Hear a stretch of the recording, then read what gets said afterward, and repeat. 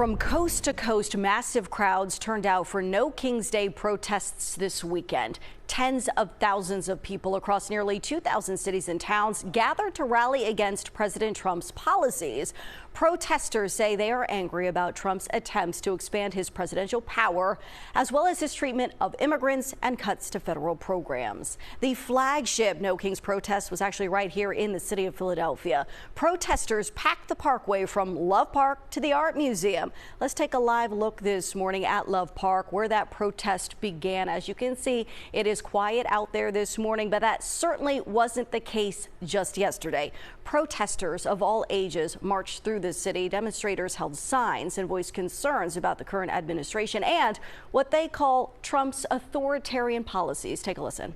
I wanted to be where the democracy was born, and I didn't want to see it die here. I'm a history teacher, so this is where the country starts, right? This is where everything was signed. I think it's very symbolic. If the military parade wasn't in D.C., I would have gone to D.C. That march ended at Aikens Oval for a rally where the crowd heard from a number of speakers, including Martin Luther King Jr.'s son. CBS News Philadelphia also on your corner in Norristown this weekend. Hundreds came in costumes and carried signs outside of the Montgomery County Courthouse for a No Kings rally there. Protesters say this was patriotism in action, standing up for their rights and each other.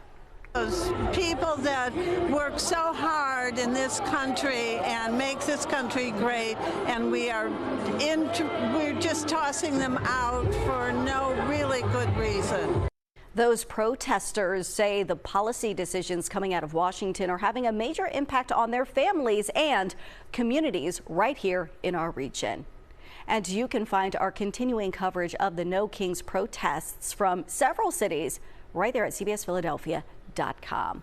Meantime, the U.S. Army is officially 250 years old, and celebrations continued in our nation's capital despite yesterday's protests. President Trump says it was a celebration of America's accomplishments both on and off the battlefield. The parade featured 6,500 members of the military. It showcased the Army's uniforms and equipment throughout the decades. It was also the first time Washington held a military parade since 1991, and that was to mark the end of the Gulf War.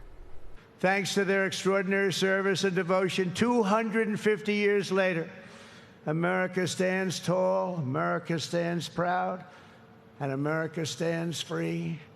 We're the hottest country in the world right now. President Trump and First Lady Melania Trump were in attendance, as you can see. So was Defense Secretary Pete Hegseth, Vice President J.D. Vance, and dozens of other dignitaries.